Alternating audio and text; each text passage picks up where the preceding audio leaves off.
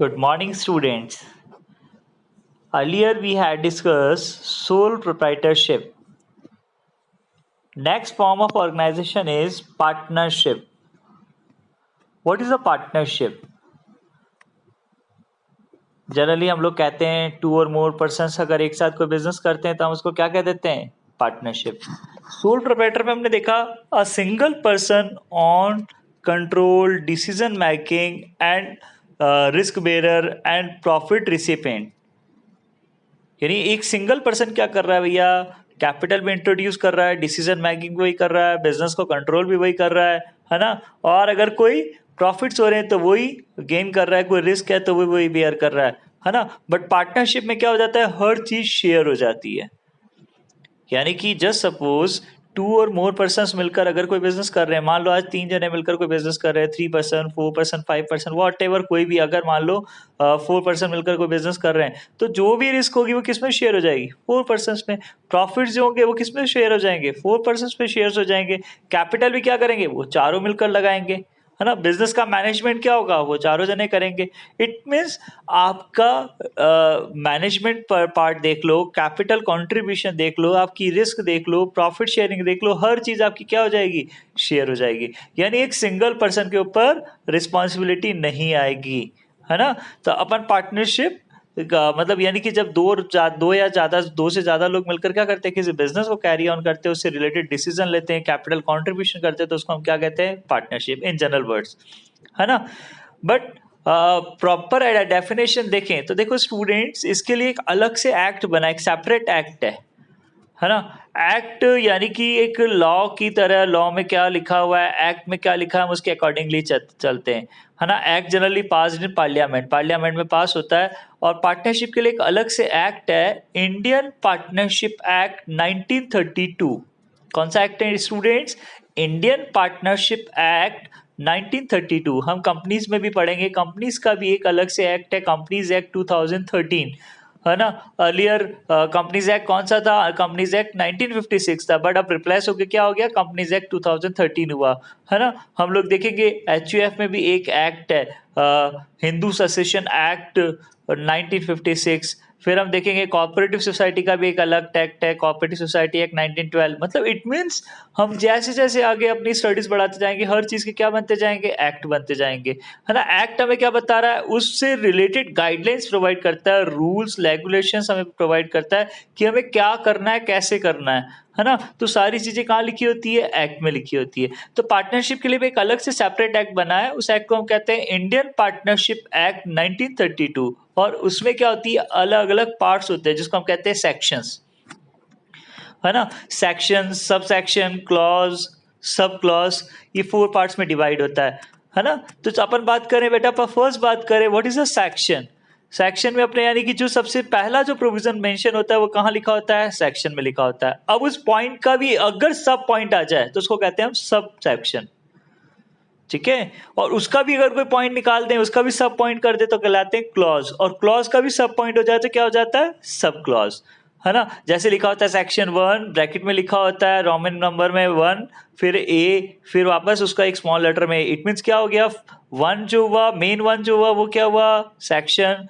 Bracket में जो लिखा है वो क्या हो गया? Sub section. उसके आगे ए लिखा है, इट मीन्स वो क्या हो गया? क्लॉज. उसके आगे भी अगर कोई स्मॉल लेटर में ए लिखा है तो इट मीन्स क्या हो गया? सब क्लॉज, है ना.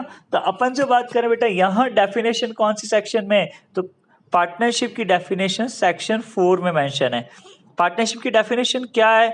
According to Indian partnership act 1932 section 4, partnership is a relation between two or more persons who have agreed to share the profit of business carried on by all or any of them acting for all. मतलब partnership क्या है? Relation. किसके बीच में relation है? To or more person, यानी दो या दो से ज्यादा लोगों के बीच में एक रिलेशन है. अब देखो रिलेशन कौन सा होना चाहिए? Relation as a like, as a brother, है ना. अपन कहते हैं कि एज ए सिस्टर्स, है ना. अपन मतलब जो अपने एक घर में एक दूसरे के साथ हम लोग रिलेशन फॉलो कर रहे हैं, वैसे होना चाहिए कि हम साथ में रहकर कोई बिजनेस कर सके. पर कितने बीच के बीच में होना चाहिए? To or more person. अब टू और मोर पर्सन की बात क्या हुई? देखो एक्चुअली मिनिमम कितना हुआ? 2%. बट मैक्सिमम मैक्सिमम जो लिमिट है पार्टनरशिप की या नंबर ऑफ पार्टनर्स की, वो कंपनीज एक्ट में मेंशन है। पहले जब कंपनीज एक्ट 1956 चलता था स्टूडेंट्स, तो उसमें था 10 in banking business and 20 in other business. यानी कोई पर्सन, अगर कोई पार्टनरशिप कुछ पर्सन मिलकर कर रहे हैं, बैंकिंग बिजनेस कर रहे हैं, तो वो कितने हो सकते थे? मैक्सिमम 10 हो सकते थे। और अगर बैंकिंग के अलावा कोई बिजनेस कर रहे हैं तो वो 20 हो सकते थे। बट कंपनीज एक्ट जब 2013 आया, तब उसमें कितना हो गया? उसमें जाकर इन्होंने पार्टनरशिप के मैक्सिमम नंबर जो लिखे वो 100 लिख दिए। पर 100 मेंबर्स बहुत ज्यादा थे, तो उसमें अमेंडमेंट डाल के 2014 में, है ना, कंपनीज रूल के नाम से एक आया, रूल 10। तो रूल 10 ऑफ कंपनीज रूल्स 2014, है ना, उसके अकॉर्डिंग कितने हो सकते हैं? मैक्सिमम 50 मेंबर्स हो सकते हैं। यानी मैक्सिमम कितने हो सकते हैं? 50 मेंबर हो सकते हैं। मैं वापस रिपीट कर रहा हूं, अकॉर्डिंग टू 1956, जब कंपनीज एक्ट 1956 एप्लीकेबल होता था, तब 10 इन बैंकिंग हो सकते थे और 20 इन अदर्स हो सकते थे। बट कंपनीज एक्ट 2013 जब आया, तब उन्होंने 100 मेंबर्स मैक्सिमम लिखे। बट जब लगा कि 100 बहुत ज्यादा है, तो उन्होंने उसको रिड्यूस करके 50 पर ले आए। पर वो 50 कहां लिखा हुआ है?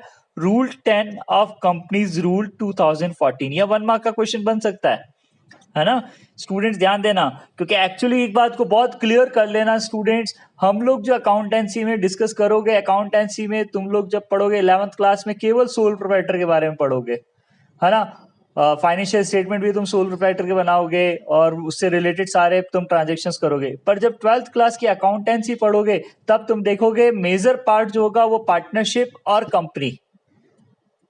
पूरी पार्ट जो अपना 80 मार्क का पेपर डिवाइड है ना, उसमें से 10 मार्क्स तुम नॉट फॉर प्रॉफिट ऑर्गेनाइजेशन को छोड़ दो, बाकी का 70 मार्क का पेपर है वो किस पर बेस्ड है? पार्टनरशिप और कंपनी पर बेस्ड है। Clear student? तो इसलिए इसको लाइटली मत लेना, इसको बहुत सिंसियरिटी के साथ लेना कि हमें पार्टनरशिप और कंपनी 12th क्लास में इसका प्रैक्टिकल पोर्शन देखना है। तो हम क्यों ना थियोरिटिकल पोर्शन इसका यहां बहुत अच्छे से क्लियर कर जाए। ठीक है, तो यहां क्या कहा? तो देखो, फर्स्ट हमने क्या कहा? पार्टनरशिप इज रिलेशन किसके बीच में? 2 और मोर पर्सन के बीच में। अब 2 और मोर पर्सन मतलब मिनिमम 2, पर मोर का मतलब मैक्सिमम कितने हुए? 50। हमें यस एक ही याद रखना है। हम 1956 का मैंने प्रोविजन जरूर बताया कि तुम्हारी नॉलेज के लिए, क्योंकि जब तुम एनसीईआरटी बुक में देखोगे तो एनसीईआरटी बुक में आज भी 10 और 20 ही चल रहा है। तो तुम कहोगे सर आपने तो 50 बोला था और बुक कह रही कि 10 और 20। बेटा एनसीईआरटी 2000 नवंबर 2006 के बाद उसका री एडिशन आया ही नहीं, उसकी प्रिंटिंग ही नहीं हुई। हाँ, अभी रिसेंटली लास्ट ईयर कुछ एनसीईआरटी ने प्रिंट किया है, तो जब वो बुक्स प्रिंट मार्केट में आई तो उसमें उन्होंने चेंज कर लिया। बट पुरानी बुक्स जब तुम्हारे पास होंगी एनसीईआरटी की, तो तुम खुद देखोगे कि उसमें क्या चल रहा है, अभी भी 10 और 20 चल रहा है। बट हम 10 और 20 को हटाकर कितना लिखेंगे? 50। ये याद रखना। Is it clear students? चलो नेक्स्ट अपन बात करें, क्या कहा? Partnership is a relation between 2 और मोर पर्सन। किस बात के लिए इकट्ठे हुए? Who have agreed to share profits. किसके लिए हुए? प्रॉफिट शेयर करने के लिए। यानी बिजनेस के जो प्रॉफिट्स होंगे उसको क्या करेंगे? वो लोग शेयर करेंगे। शेयर मतलब किस रेशियो में करेंगे? प्री डिटरमिन रेशियो होगा, जिसको हम कहते हैं PSR। P स्टैंड मतलब profit, S stand for sharing और R स्टैंड फॉर रेशो। यानी अपन कहते हैं प्रॉफिट शेयरिंग रेशो, शॉर्ट में हम इसको कह के चलते हैं PSR। जनरली सब लोग इसको कहते हैं PSR। Just suppose A, B, C are partners in a firm and their PSR is 3:2:1। It means क्या हो गया? 3:2:1 मतलब 3 + 2 + 1 करोगे तो क्या हो गया? 6 हो गया। तो A का रेशियो क्या हो गया? 3/6। B का रेशियो हो गया 2/6 एंड C का रेशियो हो गया 1/6, है ना। तो ये उनका क्या हो गया? 3:2:1 क्या हुआ? PSR। अगर कई बार लिखा होता है 5:3:2, तो अपन क्या कहेंगे? 5/10 A का, 3/10 B का और 2/10 C का। तो 5:3:2 क्या हो गया? PSR, profit sharing ratio. तो वो रेशियो जो प्रॉफिट हो रहा है वो किसमें शेयर करेंगे? उनके मतलब पहले से डिसाइडेड होगा, प्री डिटरमाइंड रेशियो होगा, जिसको हम कहते हैं PSR। उसमें वो लोग क्या करेंगे? प्रॉफिट शेयर करेंगे। अब प्रॉफिट किसका शेयर करेंगे? बिजनेस होना चाहिए। अब बिजनेस आते साथ हम फर्स्ट चैप्टर में हमने जो डेफिनेशन पढ़ी वो याद हो जानी चाहिए, वो हमारे सामने क्लिक हो जानी चाहिए। क्या थी definition? Business is an economic activity, है ना, which include buying and selling of goods with the motive of earning profit and consumer satisfaction. यानी कि कोई इकोनॉमिक एक्टिविटी नहीं चाहिए जिसमें buying and selling of goods होना चाहिए, और प्रॉफिट अर्निंग का जो मोटिव होना चाहिए, और कंज्यूमर सेटिस्फेक्शन होना चाहिए। और बिजनेस में एक चीज हमने पढ़ा था, बिजनेस कैस पे होता है, ऑन रेगुलर बेसिस। कोई सिंगल एक्टिविटी अगर हम कर रहे हैं तो हम उसको बिजनेस नहीं मानेंगे। जस्ट सपोज मैंने अपना फर्नीचर सेल कर दिया, इट्स ए सिंगल एंट्री, मैं रेगुलर बेसिस पे नहीं कर रहा हूं, तो ये बिजनेस नहीं होगा, है ना। तो बिजनेस चाहे मैंने मेरे 10,000 का फर्नीचर 20,000 में सेल किया या 15,000 में सेल किया, तुम कहोगे सर प्रॉफिट भी है ना, पर एक्चुअली मेरा रेगुलर एक्टिविटी नहीं है। जिसमें मेरा रेगुलर एक्टिविटी है, जैसे मेरी स्टेशनर्स की शॉप है, मैं डेली क्या कर रहा हूँ, स्टेशनर्स में डील कर रहा हूँ, तो उसको अपन बिजनेस मान लेंगे। हमने फर्स्ट चैप्टर में बहुत ज्यादा अच्छे से डिस्कस कर लिया था, है ना। तो यहाँ बिजनेस का मीनिंग वही है जो हमने प्रीवियस चैप्टर में डिस्कस किया, ठीक है। अब क्या कहा उसके बाद, क्या कहा, carried on by all or any of them, carried on by all or any of them, ये टर्म बिल्कुल ध्यान से समझना। carried on by all मतलब just suppose a firm has 4 partners, Mr. A, Mr. B, Mr. C and Mr. D, 4 partners, यानी A, B, C, D are 4 partner in a firm। एक firm में कितने partner है भैया, 4 जने, 4 partners हैं। वो चारों मिलकर अपनी एक्टिविटी को फुलफिल करते हैं। लाइक जस्ट है ना, ए कहता है कि बिजनेस को मैं सुबह 9 से 12 बजे तक मैं मैनेज करूंगा, बी कहता है 12 से 3 मैं कर लूंगा, और सी कहता है 3 से 6 मैं कर लूंगा, या और डी कहता है 6 से 9 बिजनेस रात को मैं जो है ना शॉप बढ़ाकर आनी है, मंगल करके आनी है, वो मैं करके आ जाऊंगा। चारों ने अपना अपना काम बांट लिया, टाइमिंग सेट कर ली। इट मींस क्या हो गया, या एक कहता है कि जितनी भी है ना रॉ मटेरियल, सॉरी जो भी बिजनेस में है ना गुड्स जिसमें डील कर रहे हैं, उसको परचेजिंग का काम मैं कर लूंगा। बी कहता है ठीक है सेलिंग का काम मैं कर लूंगा। सी कहता है मार्केटिंग मैं कर दूंगा। डी कहता है जो क्रेडिट पर तुम लोग सेल करोगे उस पर रिलाइज मैं कर लूंगा, और मार्केट के अदर कोई एक्सपेंसेस है उसको मैं मैनेज कर लूंगा, है ना। तो यानी चारों ने अपना अपना काम डिवाइड कर लिया या नहीं किया, चारों पार्टनर्स ने अपना अपना काम डिवाइड कर लिया। इट मींस क्या कहेंगे, carried on by all, carried on by all. Is it clear, है ना। तो यानी यहां क्या हुआ, बिजनेस चारों के चारों जो ना मिलकर क्या कर रहे हैं, क्रेडिट कैरी ऑन कर रहे हैं, यानी कंटिन्यू कर रहे हैं, ठीक है। और यहां हो जाता है एंड एक्टिंग फॉर ऑल। अब क्या होता है भैया, कैरिड ऑन बाय ऑल और carried on by all or any of them acting for all. मतलब या तो सभी मिलकर कर रहे हैं, यानी कि सभी ने कर लिया तब तो कह दिया कैरिड बाय ऑल। बट अगर उनमें से कोई एक पार्टनर मिलकर कर रहा है, या 2 कर रहे हैं, या 3 मिलकर कर रहे हैं, मतलब जस्ट सपोज 4 पार्टनर, उसमें से 2 जने कहते हैं यार भैया कैपिटल कंट्रीब्यूशन कर सकते हैं, बट मैनेजमेंट का काम हमसे नहीं होगा, हम डेली टाइम नहीं दे सकते, हम डेली परचेजिंग नहीं कर सकते, हम सेलिंग नहीं कर सकते, हम रोज नहीं आ सकते, हम कैपिटल इन्वेस्टमेंट जरूर कर सकते हैं भैया। तो इसका मतलब क्या हो गया, ए और बी मना कर देते हैं हम नहीं कर सकते, पर सी और डी मिलकर क्या कर रहे हैं, बिजनेस रन कर रहे हैं। तो क्या हुआ, एनी ऑफ देम। बट सी और डी जितने भी ट्रांजेक्शन करेंगे वो किसके बिहाफ पर करेंगे, वो फर्म के बिहाफ पर करेंगे। वो किसके बिहाफ पर करेंगे, फर्म के। यानी उस जो काम सी और डी करते हैं, अगर उससे कोई लॉस होता है या कोई लायबिलिटी जनरेट होती है, तो उसको ए बी सी डी चारों मिलकर बेयर करेंगे। इज इट क्लियर स्टूडेंट, वापस से ध्यान दे लेना। मैंने क्या बोला, मैंने कहा अगर A B C D 4 partner है, ए बी कहते हैं भैया हम कैपिटल कंट्रीब्यूशन कह सकते हैं पर हमारे पास टाइम नहीं है कि हम रोज बिजनेस को टाइम दें। सी और डी कहते हैं हमारे पास टाइम है, हम मिलकर मैनेज कर सकते हैं, हम कैपिटल कंट्रीब्यूशन भी कर देंगे और बिजनेस को मैनेज भी कर लेंगे। इट मीन्स क्या हुआ, सी और डी मिलकर बिजनेस रन कर रहे हैं, पर अगर उससे कोई भी लायबिलिटीज जनरेट होती है या रिस्पॉन्सिबिलिटी होती है या कोई लॉस जनरेट होता है, तो उसका जो बेरर है वो कौन करेगा, वो चारों मिलकर करेंगे। क्यों, बिकॉज एक्टिंग फॉर ऑल, उन्होंने जो काम किया वो किसके बिहाफ पे किया, फर्म के बिहाफ पे किया। Is it clear students, again I repeat the definition of partnership according to Indian Partnership Act 1932 section 4. Partnership is a relation between 2 or more persons who have agreed to share profit of business carried on by all or any of them acting for all. ये किसकी definition थी students, ये definition partnership की है। और हमें अब कोई भी डेफिनेशन कितने भी ऑथर्स ने दी, कुछ भी दी, पर जहां एक्ट की डेफिनेशन आ गई हमें यही याद रखनी है और बहुत इजी है। फर्स्ट क्या करना है, यानी अगर इसमें से पॉइंट निकाल लो तो तुम्हें बहुत इजीली याद हो जाएगा। फर्स्ट क्या है हमारे पास, रिलेशन के पास क्या हुआ, 2 और मोर का मतलब पॉइंट क्या हो गया, मिनिमम मेंबर्स और मैक्सिमम मेंबर्स, मिनिमम 2 मैक्सिमम 50, है ना। फिर क्या हुआ, शेयर प्रॉफिट किस में करना है, इन पीएसआर में करना है, प्रॉफिट शेयरिंग रेशियो में करना है। देन उसके बाद क्या हो गया, किसका करना है, बिजनेस का। बिजनेस कौन कंटिन्यू करेगा, या तो सभी मिलकर करेंगे या उनमें से कोई एक करेगा, यानी carried all bye all or any of them, है ना। तो कितना इजी डेफिनेशन हमारी एक्ट ने दे रखी है, हमें यही डेफिनेशन याद रखनी है स्टूडेंट्स। अब अगर हम बात करें स्टूडेंट्स कि हमें डेफिनेशन तो सर याद हो गई, बट इसके फीचर्स क्या होंगे, तो देखो स्टूडेंट्स 5 फीचर इसी डेफिनेशन में निकल रहे, फर्स्ट 5 फीचर्स इसमें से निकल जाएंगे। फर्स्ट फीचर इज, कौन सा फीचर हुआ, रिलेशन, है ना। फर्स्ट फीचर क्या हो गया, रिलेशन, यानी दो ब्रदर्स की तरह, दो सिस्टर की तरह क्या होना चाहिए, बिजनेस में वो लोग वर्क करेंगे, है ना। जैसे अपन एक दूसरे के लिए ऑनेस्ट होते हैं, लॉयल होते हैं, आज दो ब्रदर आपस में एक दूसरे के लिए ऑनेस्ट हैं, एक लॉयल्टी उनमें होती है ना, उनमें सेटिस्फैक्शन होता है, उनमें पैशंस होते हैं, तो वो सारी चीजें जो एक दो ब्रदर्स में होते हैं, वो सारे जो फीचर्स हैं वो किस में होने चाहिए, पार्टनर्स में होने चाहिए। तो इसीलिए क्या कहा यहाँ, रिलेशन। दूसरा पॉइंट हम लोग बनाए तो मिनिमम मेंबर्स, फीचर्स का, तो मिनिमम मेंबर्स कितने हुए, 2। तीसरा पॉइंट बना लोगे तो कौन सा हो जाएगा, मैक्सिमम मेंबर्स कितने होने चाहिए, 50। फिर नेक्स्ट क्या हो जाएगा, शेयर प्रॉफिट किसमें शेयर करना है, इन PSR means profit sharing ratio.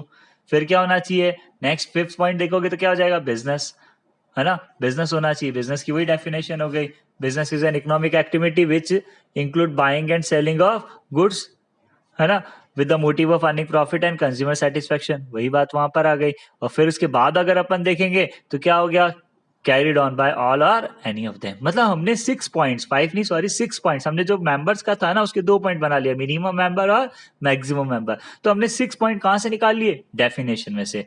हमें एक बात ध्यान देना, अगर डेफिनेशन याद है तो इजीली 6 पॉइंट हमारे सामने हुए या नहीं हुए, बहुत इजी से हम इसको कर पाए, है ना। हम लोग क्या करेंगे स्टूडेंट्स, एक बात का बिल्कुल अच्छे से क्लियर कर लेना कि फीचर्स हमेशा कहां से निकलने हैं, डेफिनेशन में से निकलने हैं, और कितने इजी तरीके से निकल गए, है ना अपन। और इसके अलावा अब कोई और फीचर्स हैं तो हम उसको भी डिस्कस कर लेते हैं कि और कौन कौन से फीचर्स हैं, है ना। तो नेक्स्ट फीचर अगर अपन अब इसका देखें तो क्या हो गया, फॉर्मेशन। अब फॉर्मेशन मतलब क्या होता है, starting of business, commencement of business. Commencement मतलब स्टार्ट करना, ठीक है। तो अपन यहाँ पर फॉर्मेशन किसके अकॉर्डिंग करते हैं, तो मैंने क्या बोला था, स्टार्टिंग ही बोला कि पहली बात ही हम लोग बिजनेस स्टार्ट किसके अकॉर्डिंगली करते हैं, किसके अकॉर्डिंग करते हैं, अभी बताया मैंने, पार्टनरशिप एक्ट 1932। हमारे सारे रूल किसके अकॉर्डिंग चलेंगे, इंडियन पार्टनरशिप एक्ट 1932 के चलेंगे, है ना। तो फॉर्मेशन क्या होगा, the partnership firm is a business is govern by Indian partnership act 1932, है ना। कौन से एक्ट के अकॉर्डिंग चलेगा, किसके अकॉर्डिंग फॉर्मेशन होगा, 1932 के अकॉर्डिंग, जो 1932 के प्रोविजन है उसके अकॉर्डिंग हम फॉर्मेशन करेंगे, बिजनेस स्टार्ट करेंगे। It come into existence bye legal agreement between partners. देखो लीगल एग्रीमेंट, अब जब कंपलसरी नहीं है कि हम पार्टनर्स के बीच में लीगल एग्रीमेंट करें, हम कर भी सकते हैं और नहीं भी, ऐसा कोई कंपलसरी नहीं है। यानी पार्टनरशिप रिटर्न भी हो सकती है, वर्बल भी हो सकती है, पर रिटर्न पार्टनरशिप जो एग्रीमेंट जिसमें किया जाता है वो ज्यादा सेफ होती है, क्योंकि फ्यूचर में डिस्प्यूट होने के चांसेस कम हो जाते हैं। अगर वर्बल पार्टनरशिप है यानी ओरल पार्टनरशिप है तो वहां क्या होते हैं, डिस्प्यूट होने के चांसेस ज्यादा होते हैं कि मैंने ये कहा था, आपने ये कहा था, ऐसा नहीं ऐसा कहा था। पर रिटर्न में होगा तो सारी कंडीशंस लिखी है, एग्रीमेंट है, तो जो भी है हमारे सामने है, भैया ये लिखा हुआ है, चलो ठीक है, आपने कहा था, आपके भी सिग्नेचर है, मेरे भी सिग्नेचर। तो वो जो रिटर्न एग्रीमेंट होता है ना उसको हम कहते हैं पार्टनरशिप डीड, है ना। अगर हम पार्टनरशिप डीड की डेफिनेशन ले देखेंगे आगे जाके, इसी टॉपिक में हम आगे जाके देखेंगे तो क्या होगा, partnership deed is a written agreement between partners which contain all terms and condition of partnership firm, है ना। यानी कि पार्टनरशिप डीड क्या हो गया, partnership deed is a written agreement between partners, partners के बीच में एक रिटर्न एग्रीमेंट है which contain all terms and condition of partnership firm. मतलब पार्टनरशिप फर्म की जितनी भी टर्म्स एंड कंडीशन है, लाइक उनका प्रॉफिट शेयरिंग रेशियो क्या होगा, पार्टनर्स इंटरेस्ट ऑन कैपिटल की रेट क्या लेंगे, इंटरेस्ट ऑन ड्राइंग पर क्या होगा, किसी पार्टनर को सैलरी मिलेगी या नहीं मिलेगी, इंटरेस्ट ऑन लोन क्या होगा, कोई पार्टनर मान लो नया आता है, एडमिशन ऑफ पार्टनर होगा तो क्या कंडीशन होगी, कोई पार्टनर फर्म छोड़ के जाना चाहता है यानी रिटायरमेंट हो तो क्या होगा, किसी पार्टनर की डेथ हो गई तो क्या कंडीशन होगी, हमें फर्म बंद करना होगा तो क्या सर्कमस्टेंसेस होंगे। मतलब ईच एंड एवरीथिंग जो होती है, जो पार्टनरशिप की जो भी टर्म्स एंड कंडीशन है वो कहां लिखी होगी, पार्टनरशिप डीड में लिखी होगी। हम इसको और आगे से डिटेल में जाके पढ़ेंगे पार्टनरशिप डीड को, है ना। In this agreement the terms and condition of partnership, the ratio of sharing profit and losses are specified. अभी हमने डिस्कस किया पार्टनरशिप जिसमें लिखा यही होता है, the partnership must enter into a agreement for carrying lawful business run with the motive of earning profit. So if two people join together for charitable purpose, it's a not a partnership. क्यों नहीं है? कोई अगर दो person मिलकर कहते हैं हम चैरिटेबल है, यानी कि हम लोग एनजीओ खोल देते हैं, क्या वो पार्टनरशिप होगी? नहीं होगी. क्यों? क्योंकि बिजनेस का मेन ऑब्जेक्टिव ही क्या होना चाहिए? इकोनॉमिक अर्निंग प्रॉफिट था ना, इकोनॉमिक एक्टिविटी होना चाहिए. नॉन इकोनॉमिक एक्टिविटी को हम कभी बिजनेस नहीं मानते हैं. क्लियर स्टूडेंट्स, है ना? तो ये हमारा क्या हुआ स्टूडेंट्स, हम लोग बात करें कि ये हमारा फर्स्ट पॉइंट हो गया फॉर्मेशन ऑफ बिजनेस. ठीक है, नेक्स्ट इज आता है लायबिलिटी. देखो अब लायबिलिटी जो होती है ना, जनरली पार्टनरशिप में भी सोल प्रोप्राइटर की तरह ही होती है, अनलिमिटेड लायबिलिटी होती है. बट कहीं जगह तुमने सुना होगा या सुनोगे एलएलपी करके एक कोई कॉन्सेप्ट आया. एलएलपी का मतलब हो गया लिमिटेड लायबिलिटी पार्टनरशिप. एक कॉन्सेप्ट आया है ना, कि यानी वो कॉन्सेप्ट क्या बता रहा है कि किसी जगह पार्टनर्स की लायबिलिटी क्या हो सकती है? लिमिटेड हो सकती है. इस कॉन्सेप्ट को हम आगे जाके डिस्कस करेंगे. बट इन जनरल अगर अपन बात करें तो क्या होती है पार्टनर्स की लायबिलिटी? अनलिमिटेड. ठीक है, यानी अनलिमिटेड. फिर वही बात होगी, अनलिमिटेड क्या होगी? तो हमने सोल प्रोप्राइटर में रिसेंटली पढ़ा है स्टूडेंट्स कि अनलिमिटेड पार्टनरशिप क्या होगी? अनलिमिटेड मतलब अगर कोई बिजनेस को लॉस होता है तो बिजनेस के जो एसेट से रियलाइज करेंगे और रियलाइज करने के बाद सबसे पहले बिजनेस के जो डेब्ट्स हैं यानी लायबिलिटीज है उनका पेमेंट कर देंगे. फिर भी अगर फंड्स कम हो रहे हैं तो हम कहां से लेकर आएंगे? पार्टनर्स अपनी पर्सनल एसेट्स को सेल करके लाना होगा तो भी लाएंगे. हमने एग्जांपल लिया था सोल प्रोप्राइटर में, जस्ट सपोज मिस्टर, अपन पार्टनरशिप में अगेन नया बात ले लेते हैं, mister X and Y are running a business and they invested 5 lakh each. दोनों ने मिलकर कितना इन्वेस्ट किया? एक्स ने भी 5 लाख कर दिया, वाई ने भी क्या कर दिया? 5 लाख रुपए इन्वेस्ट कर दिया. After 2 years they suffered a loss of rupees 10 lakh. उन दोनों ने कितना लॉस बियर किया भैया? 10 लाख रुपए का, है ना. And they decided to wind up their business या डिसॉल्व द फर्म. उन्होंने क्या सोच लिया कि हम फर्म को वाइंड अप कर देते हैं, है ना. At the time of dissolution they realize from assets rupees 10 lakh 11 lakh and liabilities stand at 14 lakh. अब एसेट से कितना रियलाइज किया? 11 लाख, और लायबिलिटीज कितनी स्टैंड कर रही थी भैया? 14 लाख. कितना कम पड़ा? 3 लाख रुपए, 3 लाख रुपीज कम पड़ा. अब 11 लाख तो फर्म की एसेट से रियलाइज हुआ, 14 लाख फर्म की लायबिलिटी पड़ी है, तो हम पहले एसेट से पहले पेमेंट कर दें बिजनेस की. अब 3 लाख कम पड़ रहे हैं, कौन लेकर आएगा? एक्स और वाई. किस रेशियो में? Their PSR ratio. जो उनका प्रॉफिट शेयरिंग रेशियो था इक्वल था तो दोनों 150 ले आएंगे. और अगर मान लो 3:2 था तो क्या हो जाएगा? 180 एक्स ले आएगा, 120 वाई ले आएगा. कैसे आया 180? 3 लाख मल्टीप्लाई 3/5, क्योंकि रेशियो 3:2 माने तो, है ना. और y का क्या हो जाएगा? 3 लाख मल्टीप्लाई 2/5, तो क्या हो जाएगा? 180 और 120. तो जो भी उनका रेशियो है उसमें वो क्या करेंगे? उस लॉस को बेयर कर लेंगे, है ना. यानी वो जो अमाउंट उनको लेकर आना है वो घर से ले आएंगे. तो ये क्या कहलाती है? अनलिमिटेड लायबिलिटी, है ना. तब देखें तो liability for all members of partnership is unlimited.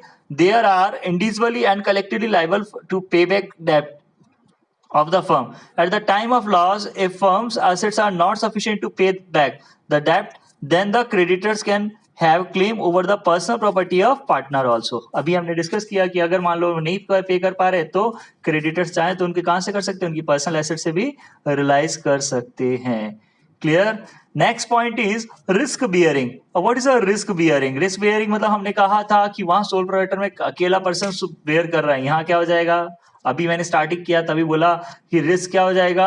Share हो जाएगा. किस में हो जाएगा? पार्टनर्स में. किस रेशियो में? जो उनके स्पेसिफाइड रेशियो होगा, जो एग्रीमेंट में लिखा होगा. इट्स कॉल्ड पीएसआर, यानी प्रॉफिट शेयरिंग रेशियो. ये याद रख लेना स्टूडेंट्स, है ना. तो जनरली और कोई रेशियो गिवन नहीं होता है तो पार्टनर्स का रेशियो क्या हो जाता है? इक्वल हो जाता है. अगर कोई स्पेसिफाइड रेशियो गिवन नहीं होता है क्वेश्चन में तो, है ना. तो रिस्क बियर में क्या करें? The partners of partnership firm share the profits of the business in ratio specified in agreement. In case of no ratio specified in agreement then the profit is divided equally among the all members या all partners. यानी कहने का मतलब क्या हुआ? अगर कोई question में क्लियर स्पेसिफाई कर रखा है कि पार्टनर्स का रेशियो 5:3:2 है तो हम उसको फॉलो करेंगे.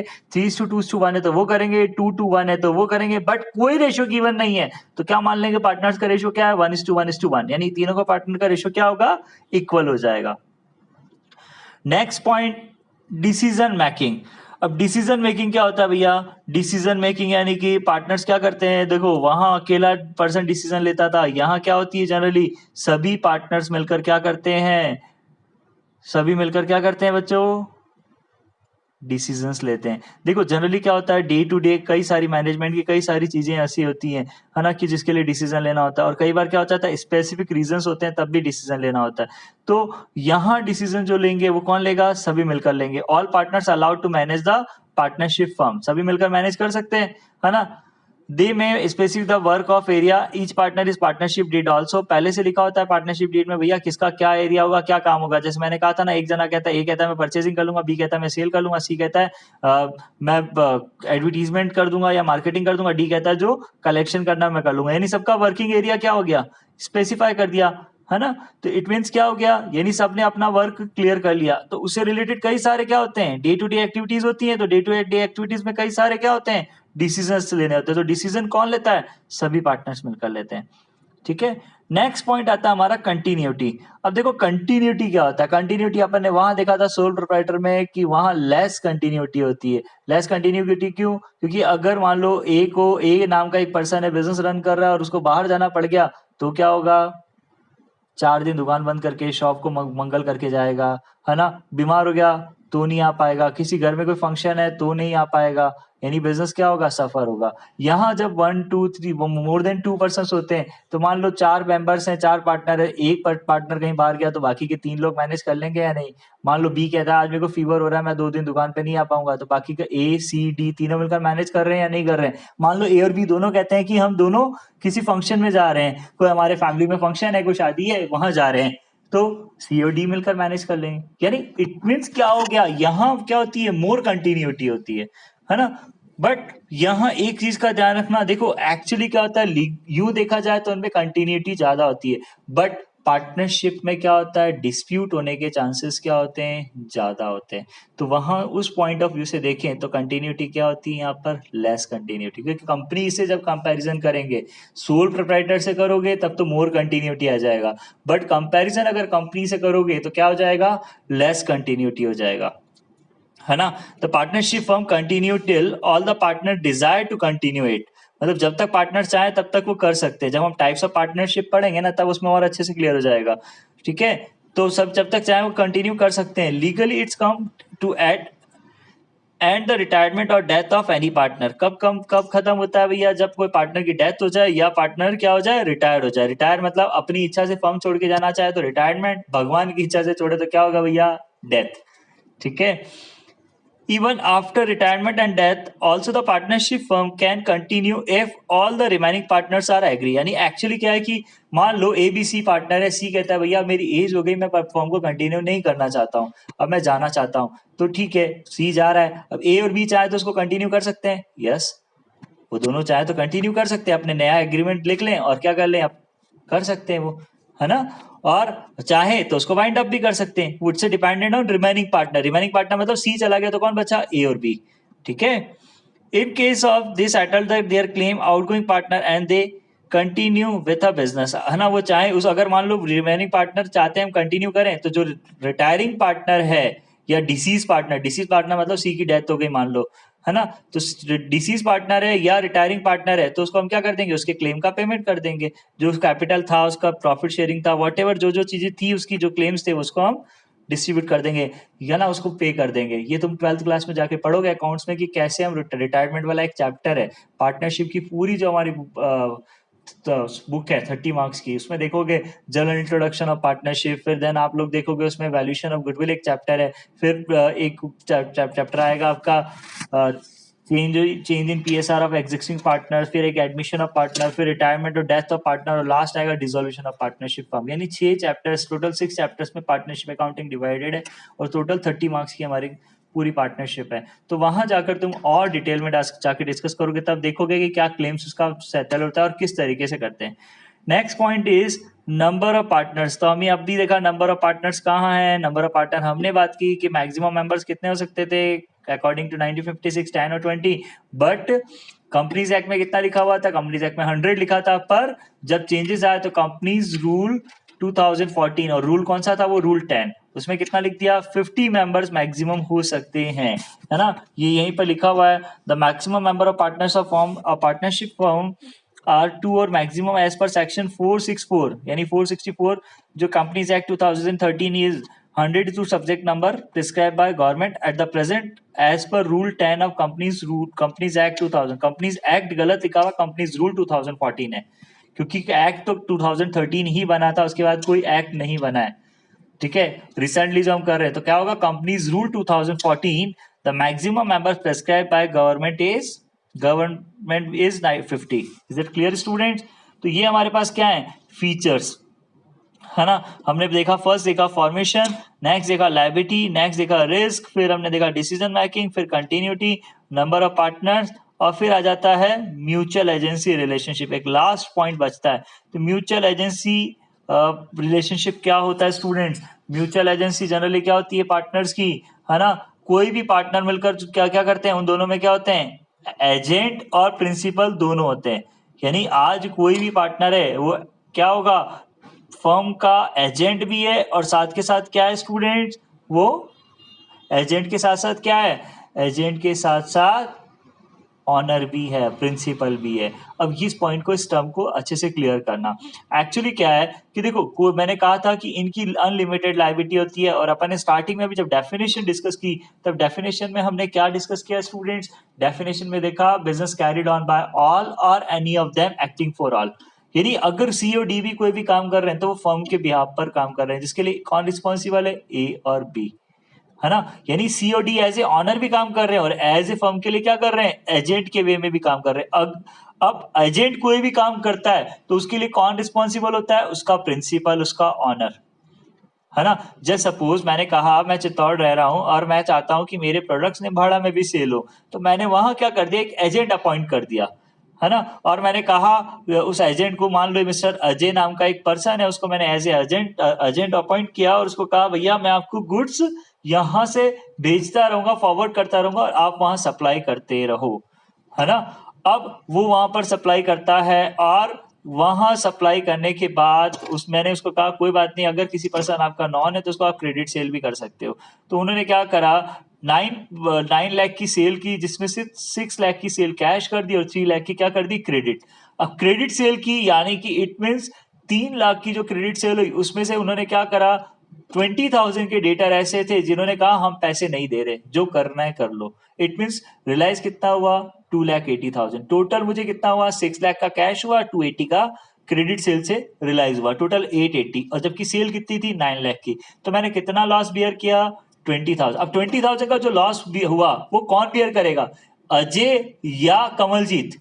यहां ये ध्यान रखना, कमलजीत बियर करेगा, अजय नहीं करेगा, क्योंकि अजय ने गुड्स जो सेल किया वो किसके बिहाफ पे किया, कमलजीत के बिहाफ पे किया। तो वो लॉस किसका है, वो कमलजीत का, अजय की कोई गलती नहीं है, क्योंकि वो क्या था, एज ए एजेंट काम कर रहा था। और एजेंट कोई भी काम करता है तो देखो एक एजेंसी के एक टॉपिक है, जब तुम कॉन्ट्रैक्ट एक्ट पढ़ोगे 1872 उसमें एक एजेंसी का पार्ट आता है। जब तुम सीए करने जाओगे ना तो सीए वाले उसमें आएगा सिलेबस में, कॉन्ट्रैक्ट एक्ट 1872 एक एक्ट बना हुआ है ना, उसमें एक एजेंसी वाला पोर्शन आएगा। उस एजेंसी वाले पोर्शन में जाके पढ़ोगे कि अगर कोई एजेंट कोई वर्क करता है तो उसके लिए रिस्पॉन्सिबल कौन है, उसका प्रिंसिपल रिस्पॉन्सिबल है। इसी वजह से अगर पार्टनर कोई भी काम करते हैं और अगर उससे कोई लॉस जनरेट होता है तो सभी मिलकर उसको बियर करेंगे, because partners are owner as well as agent, यानी कि partners are principal as well as agent. तो पॉइंट देखिए क्या कहता है, every partner is owner as well as agent of the firm, है ना, and agent of other partners.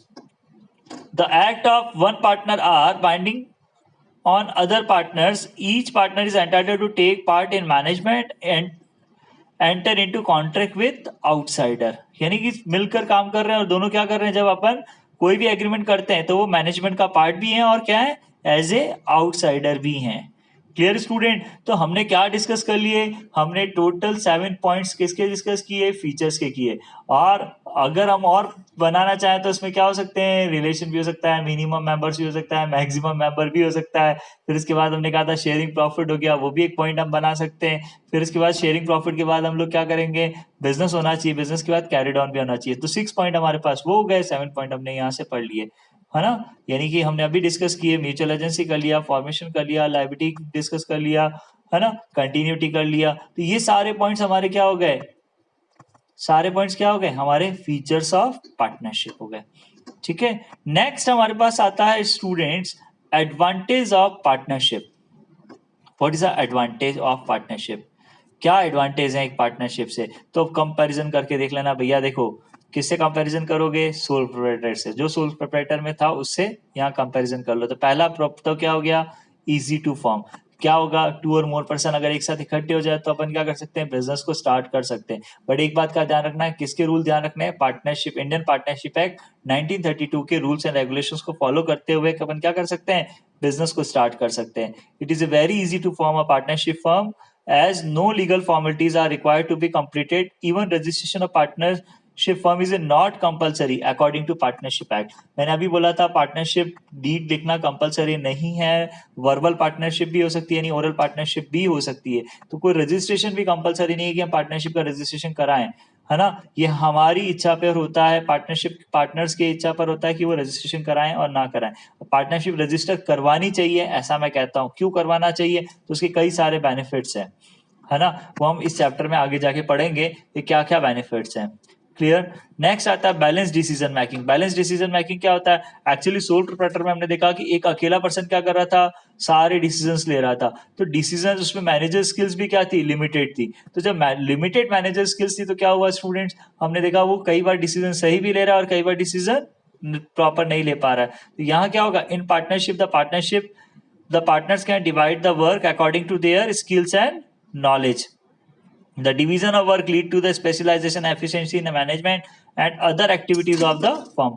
मतलब एक्चुअली क्या होता है कि जितनी भी बिजनेस में जो वर्क होता है वो लोग क्या करते हैं, उनके स्पेशलाइजेशन एंड एफिशिएंसी के अकॉर्डिंग क्या करते हैं, वर्क डिवाइड कर देते हैं, ताकि वो क्या करता है, अपने अकॉर्डिंगली डिसीजन मेकिंग कर लेता है। कोई पर्सन सेलिंग में अच्छा है तो उसको क्या कर दिया, भैया तू सेलिंग डिपार्टमेंट संभाल रहा है ना, तो तू किसमें ध्यान, किसके डिसीजन ले सकता है, सेलिंग से रिलेटेड डिसीजन ले सकता है, कि उसको पता है कस्टमर के साथ। जैसे जस्ट सपोज हम लोगों ने एक अपना कॉन्सेप्ट बना रखा कि हम 10% से ज्यादा डिस्काउंट किसी को नहीं देंगे, बट कई बार कोई कस्टमर ऐसा आ गया कि लगता है कि वो हमें ज्यादा सेल दे सकता है नियर फ्यूचर में, तो हम उसको 15% डिस्काउंट ऑफर कर देते हैं। तो अब 15% डिस्काउंट ऑफर किया, यानी ये किस वजह से किया, तो जो सेलिंग वाला पर्सन बंदा था उसने पहले डिसाइड कर लिया कि हाँ ये 15% डिस्काउंट देने से इससे बेनिफिट हो सकता है ना। तो अपन उसके ऊपर क्या हो गया, उसकी फील्ड के अकॉर्डिंग उसने डिसीजन लिया, तो उसके अपन एग्री करेंगे। तो ये क्या हो गया, बैलेंस डिसीजन मेकिंग। क्लियर। फिर आता है next, larger financial resources. Larger financial resources क्या होते हैं, देखो वहां एक अकेला सोल पर्सन ही क्या कर रहा था, इन्वेस्टमेंट कर रहा था। यहाँ क्या हो गया, 2 और मोर पर्सन हो गए, तो सभी लोग, कोई भी बिजनेस में आएगा तो कुछ ना कुछ कैपिटल लाएगा या नहीं लाएगा, लेकर आएगा। Just suppose 10 partners are running a partnership business, 10 जने मिलकर कर रहे हैं और ईच पार्टनर कॉन्ट्रीब्यूट ₹5 लाख। हर पार्टनर कितना पे कर रहा है भैया, कितना कंट्रीब्यूट कर रहा है, कितना इन्वेस्ट कर रहा है, 5 लाख रुपए। तो 10 पार्टनर 5 लाख रुपए करेंगे तो कितना हो गया, 50 लाख रुपए कैपिटल। तो कैपिटल क्या हो गई, ज्यादा हो गई। वहां पार्टनर सोल प्रोप्राइटर तो क्या करता था, 5 लाख लगा लेगा, कोई और ज्यादा होगा तो 10 लाख रुपीज इन्वेस्ट कर लेगा, 20 कर लेगा, बट क्या 50 लाख कर पाएगा, नहीं कर पाएगा, है ना। यहाँ क्या हो गया, थोड़ा थोड़ा कॉन्ट्रीब्यूशन सबका हो गया, तो फाइनेंशियल जो रिसोर्सेज हैं वो क्या हो जाते हैं, इंक्रीज हो जाते हैं। In a partnership firm all the partners contribute some amount of capital as a result of financial resources of partnership are larger than the sole proprietor firm and HUF मतलब joint Hindu family business। Next आता है risk sharing. Risk क्या हो जाता है, share हो जाता है। वहां सोल प्रोप्राइटर अकेला बेयर कर रहा था और यहाँ क्या हो जाता है, उनके PSR में रिस्क शेयर हो जाता है। In sole proprietor firm only 1 person has to bear the risk, where is in partnership firm all the partner share the risk in the same ratio. मतलब जो उनका PSR रेशियो है ना, जिसमें वो प्रॉफिट डिस्ट्रीब्यूट कर रहे हैं, उसी में क्या कर लेते हैं वो लोग, रिस्क भी बियर कर लेते हैं, है ना। क्लियर। नेक्स्ट लास्ट आता है सीक्रेसी। सीक्रेसी मतलब क्या हो गया कि देखो कंपनीज के लिए मैंने जब सोल प्रोप्राइटर पढ़ाया था तब भी बोला था, जब सोल प्रोप्राइटर को कंपनीज को क्या करना पड़ता है, अपने बुक्स ऑफ अकाउंट पब्लिश करना कंपलसरी है। उनको इंटरनेट पे या मैगजीन्स में या फिर न्यूज़पेपर्स में उनको अपनी जो फाइनेंशियल स्टेटमेंट्स हैं वो उनको पब्लिश करना कंपलसरी है उनके लिए, क्योंकि उनके लिए लीगल रीजंस है, लीगल रिक्वायरमेंट है। बट यहाँ ऐसा कुछ भी नहीं है कि सोल प्रोप्राइटर और पार्टनरशिप और एचईएफ को क्या कर रखा है, इसके लिए इससे एग्जेम्प्ट कर रखा है कि वो पब्लिश करना चाहे तो भी कर सकते हैं, बाकी ऐसा कोई कंपलसरी नहीं है कि उनको पब्लिश करना है। तो जनरली क्या होता है, जब किसी को अपन अपने एसेट्स नहीं बता रहे, किसी को लायबिलिटी नहीं बता रहे, अपना प्रॉफिट नहीं बता रहे, केवल जो यूजर्स हैं, तुमने अकाउंटिंग में पढ़ा होगा 2 टाइप्स के यूजर्स होते हैं, इंटरनल यूजर्स और एक्सटर्नल यूजर्स। तो उन्हीं को ही जरूरत है और वही देखेंगे, बाकी लोगों को हमें, जनरल पब्लिक को हमें इश्यू करने की जरूरत नहीं पड़ती है ना। तो सीक्रेसी क्या हुई, ज्यादा हो गई। The partnership firm is not required to publish an account, therefore the affairs of partnership firm remain secret, है ना। On the other hand, all the activities of partnership firm are carried by the partners. Only they take the major decisions as there are no chance of leakage of their trade secret. मतलब जो भी बात होगी वो partners के बीच में होगी, बाकी लोगों के बीच में नहीं जाएगी। इट मीन्स हमने 5 पॉइंट्स एडवांटेज पढ़ लिए स्टूडेंट्स। फर्स्ट पॉइंट हमने डिस्कस किया इजी टू फॉर्म, सेकंड पढ़ा balanced decision making, third larger financial resources, next हमने डिस्कस किया रिस्क शेयरिंग, और लास्ट हमने करा सीक्रेसी। Clear students. आज का last topic, disadvantage of partnership. What is a disadvantage of partnership. तो फर्स्ट तो क्या होगा, अनलिमिटेड लायबिलिटी, जो हमारी सोल प्रोप्राइटर की सबसे बड़ी डीमेरिट थी। यहाँ क्या होता है, पार्टनरशिप में सभी पार्टनर्स की लायबिलिटी क्या हो जाएगी, अनलिमिटेड हो जाएगी। अनलिमिटेड मतलब उनकी पर्सनल एसेट्स को भी सेल करके लाना पड़ा तो भी लाएंगे। The liabilities of all partner is unlimited in case of the losses. Partners will not only loss their business property, but creditors can claim over the personal property also to get their account settled। यानी कि जो उनके creditors का जो payment करने के लिए अगर घर से पैसा लाना पड़े तो भी लेकर आएंगे। Limited, next point is limited resources. अब लिमिटेड रिसोर्सेज हम कंपैरिजन किसके साथ कर रहे हैं, कंपनी के साथ कर रहे हैं कि कंपनी में क्या होते हैं, फंड्स बहुत ज्यादा होते हैं, बट यहाँ क्या है, फंड्स क्या है, बहुत कम है। तो जब फंड्स कम है तो क्या होगा, है ना, तो लिमिटेड रिसोर्सेज कहते हैं अपन, क्योंकि कंपनी के पास क्या होता है, फंड्स बहुत ज्यादा होते हैं, कैपिटल इन्वेस्टमेंट ज्यादा होता है, तो उनके पास रिसोर्सेज भी क्या होते हैं, ज्यादा। There is a restriction of number of partners and hence contribution in term of capital investment is not sufficient for large scale enterprises. As a result, partnership face problem of expansion beyond a specified size। मतलब यहाँ केवल और केवल एक क्या होगा, एक limited resources हो गया, जबकि कंपनी में क्या होते हैं, अनलिमिटेड रिसोर्सेज होते हैं कि वो वहां पर मेंबर्स की कोई लिमिट्स नहीं होती। तो वहां क्या होता है, ज्यादा से ज्यादा लोग उसमें कैपिटल कंट्रीब्यूशन करते हैं ताकि वहां रिसोर्सेज ज्यादा हो सके।